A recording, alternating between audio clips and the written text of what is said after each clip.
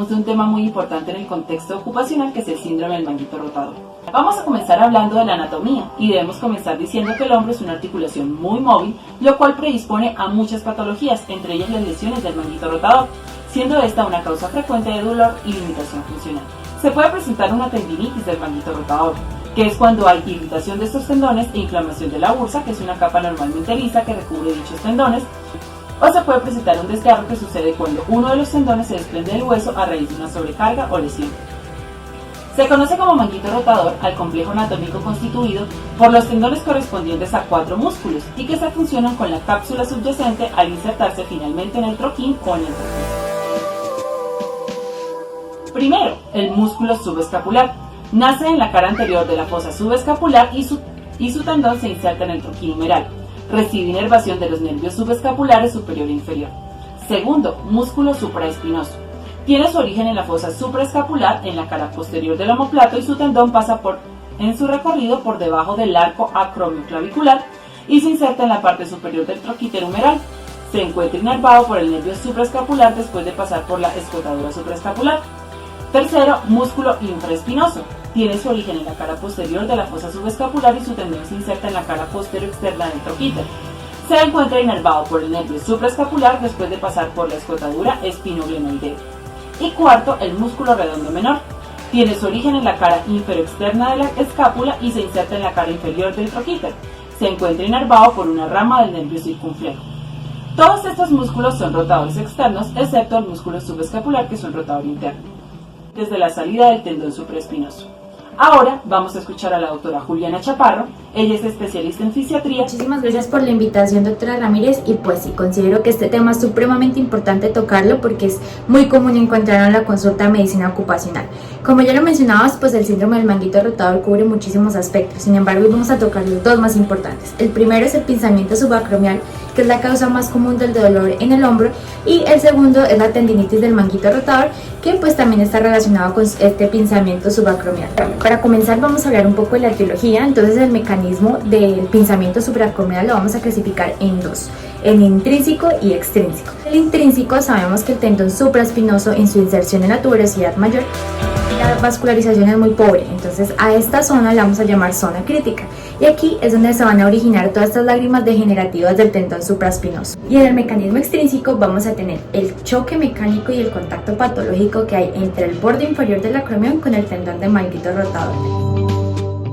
Esto es lo que me va a causar unas lesiones repetitivas del tendón que posteriormente me van a llevar a una tendinopatía. Por otro lado, esta tendinopatía también puede ser secundaria a un traumatismo directo en el hombro, ya sea por un deporte de contacto o por un lanzamiento deficiente en un deporte aéreo, como por ejemplo en el lanzamiento de jabalina o en el béisbol. Para resumir la etiología de la tendinopatía del manguito rotador, vamos a tener que es sobrecarga más sobreutilización y también factores intrínsecos y extrínsecos. ¿Cuáles son estos factores? Los factores intrínsecos son todos los que tengan que ver o estar relacionados con el tendón como tal.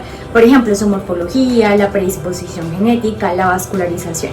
Y un factor extrínseco tenemos el principal, que era el pinzamiento subacromial que les comentaba anteriormente. Muchas gracias, doctora Juliana, por esa gran explicación. Y si me lo permiten, mis últimas dos invitadas. Joana, muchas gracias por la invitación.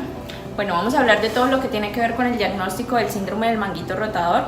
Para esto es importante realizar una muy buena historia clínica con una información detallada, una evaluación física completa, en donde vamos a tener que aplicar unas pruebas especiales.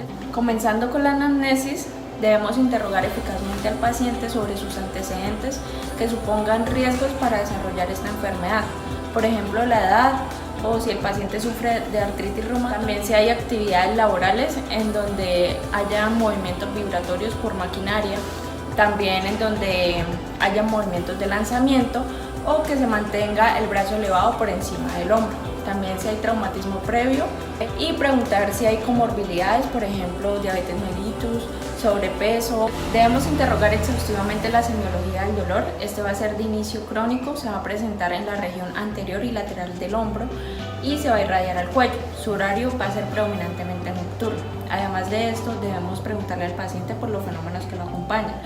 Ellos van a presentar incapacidad para apoyo en el brazo lesionado, capacidad para coger un objeto con el brazo elevado. Van a tener uso de la articulación escapulotorácica para elevar el hombro sin abducción.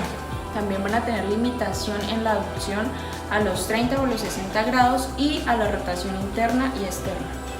Bueno, ahora vamos a hablar un poco sobre la semiología del examen físico del síndrome del manguito rotador. Entonces comenzamos con la inspección.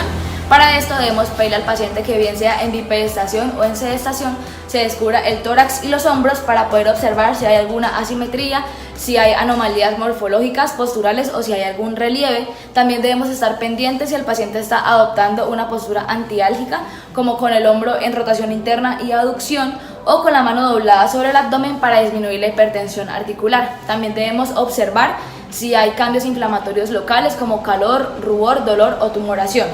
Pasamos ahora a la palpación. Aquí el objetivo es encontrar puntos dolorosos como en la articulación acromioclavicular o en la tuberosidad mayor y menor del húmero.